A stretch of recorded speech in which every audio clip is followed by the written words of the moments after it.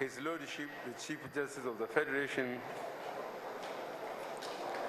executive governors here present, members of the National Assembly, members of the diplomatic corps, top government functionaries, captains of industry, distinguished guests, ladies and gentlemen.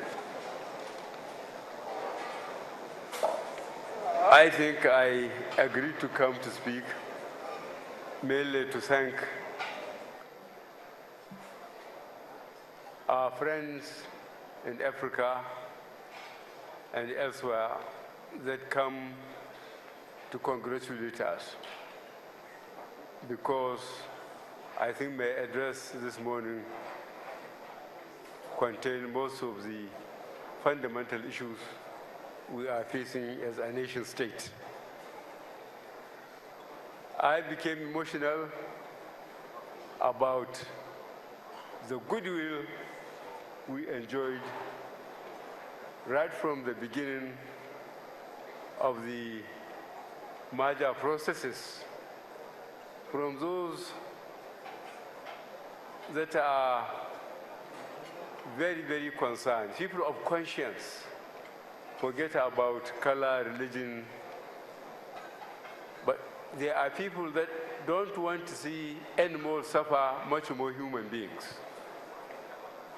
They are concerned about the size of Nigeria, its potentialities, its wasted opportunities.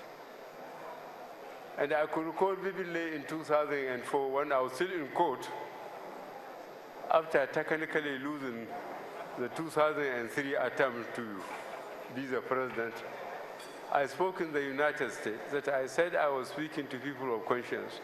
And I want them to imagine in this region and in Africa a refugee problem of at least 30 million people. If things go wrong in Nigeria, things will go wrong in most of Africa.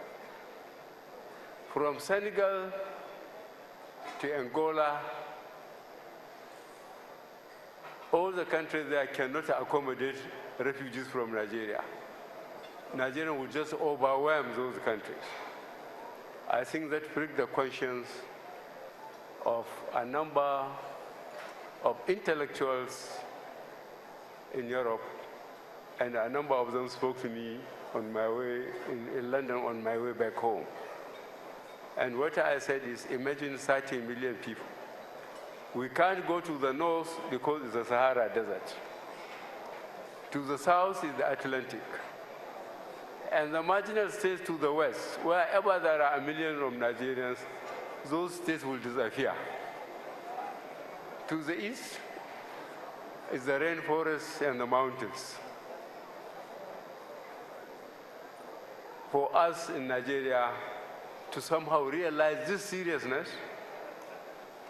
and agree to stand firm with the help of technology, the PVCs, permanent voter cards, and CR card readers. Because the previous exercises, it was the same motion we went through. Those that think they are important, they sit in their sitting rooms or party headquarters, write results, go to the radio houses and television houses and announce results, and said whoever didn't agree should go to court. When people are struggling for the next meal, not even tomorrow's meal, how can they go to court? I went to court 3 times and ended up in the Supreme Court with the help of Nigerians because they believe in this system. And God, in His infinite mercy, has made it possible this year.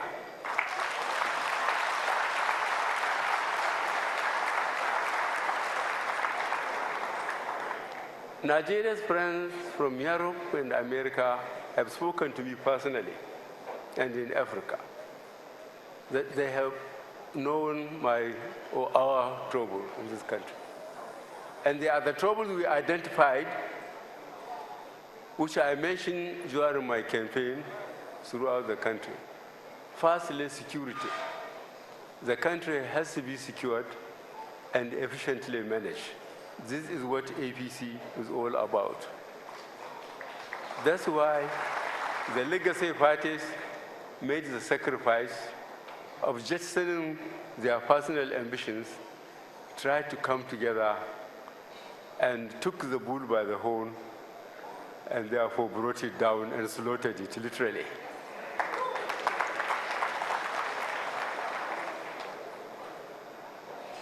We have realized our problems. We have made the sacrifice.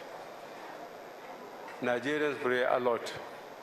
We need to pray even more for luck, so that the expectations our people have, especially the youth.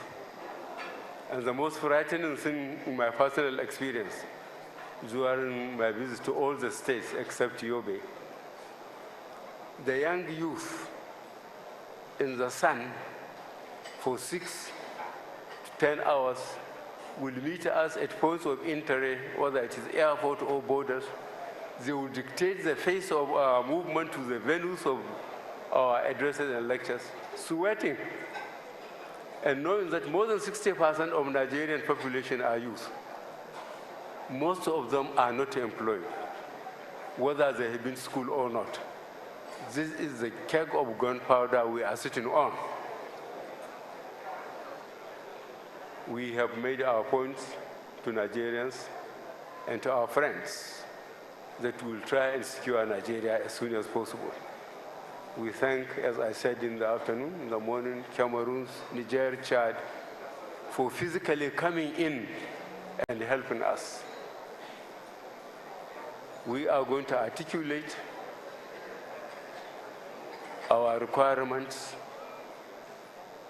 when we study the handover notes from the previous government and consult our immediate neighbors, and then consult our friends in Europe and America to help us. We have identified the quickest way to go about it: agriculture and mining, to feed ourselves, to get able bodies employed, and in the process, earn skills. We are going to do that. And God willing, the cooperation promised by our friends and the understanding displayed now by our elite will make it possible for us to make progress. And I ask Nigerians, please bear with us. A lot of damage has been done.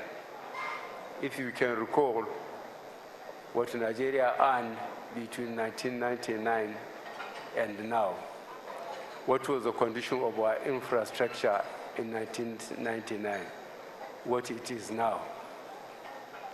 How come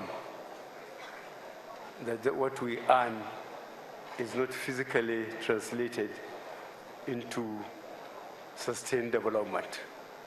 It is now on us, with less resources in terms of debt servicing, less revenue from oil, to do much more.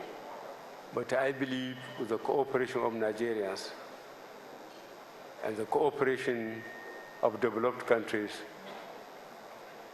and with our natural resources and our talents, I believe we will make a lot of progress. Your Excellencies, distinguished ladies and gentlemen, on behalf of my party, the All Progressive Congress, on behalf of all Nigerians, I thank you very much. Thank you very much.